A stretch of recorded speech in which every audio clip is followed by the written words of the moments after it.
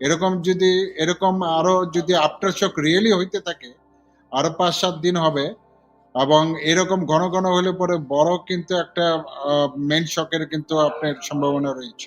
নরসিংদী বলেন, তারপরে বলেন আপনার ইয়াতে নারায়ণগঞ্জ, দোহার, এগুলা কিন্তু যে আর্থকোয়েক গুলো হচ্ছে কিন্তু ব্লাইন্ড ফল্ট, মানে আমরা এটা unidentified. This is not the good indication.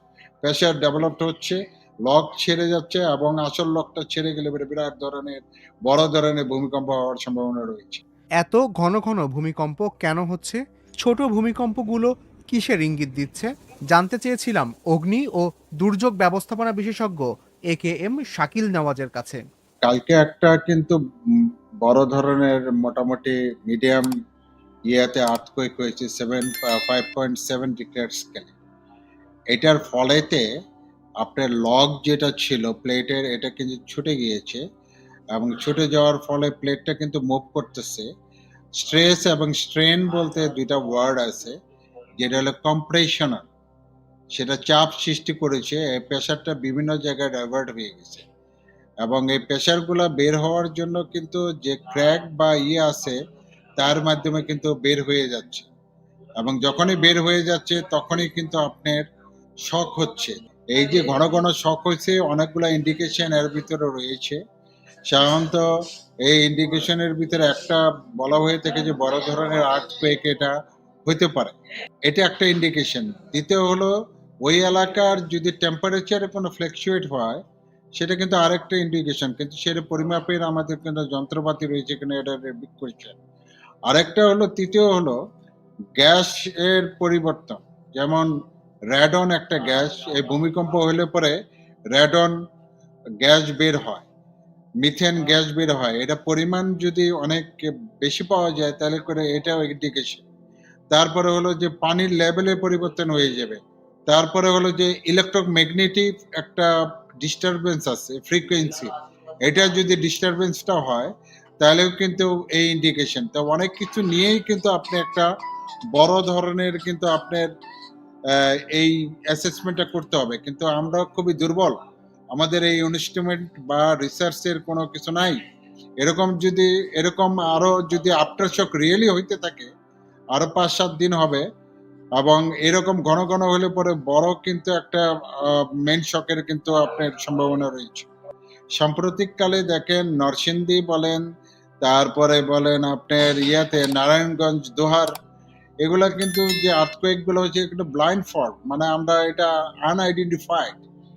আমাদের এরকম অনেক ফল্ট কিন্তু রয়েছে, এবং এগুলোর সাথে কানেক্টিভিটি থাকতে পারে আপনার বেঙ্গল বেসিনের সাথে থাকতে পারে, তারপরে হলো আপনার চিরং মায়ানমার ফল্ট ইন্ডিয়ান ফল্টের সাথে থাকতে পারে, আর একটা হলো যে আপনার মধুপুর ফল্টের সাথে কানেকশন থাকতে পারে। এমন পরিস্থিতিতে বাড়িঘরে থাকা মানুষের জন্য কি কি সতর্কতা অবলম্বন করা জরুরি তাও জানান এই বিশেষজ্ঞ। কম্পন হওয়া মাত্র দৌড়াদৌড়ি করলে পরে আপনি ওয়ান্ডেড হবেন। যে পরিমাণ ফলিং অবজেক্ট আছে, যে পরিমাণ ফলস সিলিং আছে, এসি আছে, এগুলো পরে আপনি কিন্তু মারা যাবেন। Don't try to move. থাম রুল হলো শেক হলে পরে আপনি ওই সেফ পজিশন গুলোতে অবস্থান নেবেন। সেফ পজিশন নাম্বার 1 হলো বিম এবং কলামের সংযোগস্থল নাম্বার 1, এটা ইনসাইড হইতে হবে, এটা মানে আউটসাইডে না। দ্বিতীয় হলো ইনার ওয়ালে পজিশন নিতে পারবেন, যদি এটা না পান ইনার ওয়ালে নেবেন। তৃতীয় হলো 2 ওয়ালের কর্নারে, এখানে পজিশন নেবেন।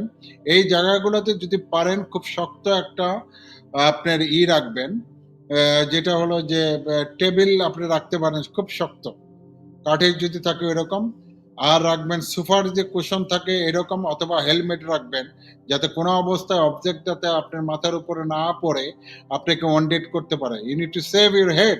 যদি হেডই চলে যায় তাহলে তো আর কোনো থাকবে না। সেই জন্য ভূমিকম্পের প্রথম হলো you need to save your head. মাথা যদি সেভ করতে পারেন বাকি সব হবে। তো মাথা সেভ করার জন্য আপনার বাসায় কুশন আছে, কুশন রাখেন ওই সেভ জায়গায়, বা বালতি রাখতে পারেন, বা আপনার বল রাখতে পারেন, হেলমেট রাখতে পারেন, অথবা আপনার বালিশ রাখতে পারেন, যাতে অ্যাটলিস্ট বসে মাথার উপর আপনি দিতে পারেন। আর মাথাটা আপনার নিচের দিকে দিতে হবে, মাথার নিচের দিকে করবেন, যাতে সরাসরি অবজেক্টটা আপনার মাথার উপরে না পড়ে, এটা যেন আপনার উপরের দিকে পড়ে, সেই ব্যবস্থাগুলো নিতে হবে। তারপরে আপনি 45 সেকেন্ড 60 থেকে আপনি 45 সেকেন্ড মানে 60 থেকে 1 পর্যন্ত কাউন্ট করবেন। কাউন্ট করার পরে if you find everything okay, come down. এবং বিল্ডিং এর নিচে কোনো অবস্থায় দাঁড়ানো যাবে না, কারণ আফটার শক হবে, তখন কিন্তু আপনার ফুলের টপ, জানালা, কার্নেজ এগুলো পরে আপনি কিন্তু মারা যাবেন। সেই জন্য আপনাকে ওপেন প্লেসে কিন্তু আপনাকে যেতে হবে, ওপেন প্লেসে আপনাকে অবস্থান করতে হবে। This is the number one. আর বাসায় হলো আপনি একটা হ্যামার রাখেন, যাতে কোনো যদি আটকে যান ওটাতে ভেঙতে পারেন। ক্রুবার রাখেন, রড টাইপ, মোটা রড টাইপ। আর হলো যে লক কাটার রাখেন, যদি কোথাও আটকে যান এগুলোতে ভেঙে যাতে আপনি বের হইতে পারেন। এই হ্যান্ড হেল্ড ইকুইপমেন্টগুলো রাখেন, কিছু খাবার পানি রাখেন, আর কিছু প্রয়োজনীয় যেগুলো হলো লাইফ সেভিং ড্রাগ, যেগুলো হলো ডায়াবেটিস বা হার্টের, এগুলো আপনি রাখেন, সাথে রাখেন, পকেটে নিয়ে রাখেন আপাতত 7 দিন। তাহলে আপনি এগুলো থেকে আপনি মুক্তি পাবেন। আমি মনে করি কালকের থেকেই ইমার্জেন্সি, যদি আল্লাহ তালা সব ঠিক রাখে, সব জায়গায় ইমার্জেন্সিতে এই আর্থকুয়েক ড্রিল করবে। স্কুল, কলেজ, ইউনিভার্সিটি, যা যেখানে অফিস আছে, ফার্স্ট 1 hour এই আর্থকুয়েক ড্রিল হবে, এবং সেফ জায়গায় এভরিবডি উইল আইডেন্টিফাই। আমি বলতে this is not the good indication. Pressure developed হচ্ছে, লক ছেড়ে যাচ্ছে, এবং আসল লকটা ছেড়ে গেলে বিরাট ধরনের, বড় ধরনের ভূমিকম্প হওয়ার সম্ভাবনা রয়েছে। এস এস আল আরেফিন, প্রথম আলো।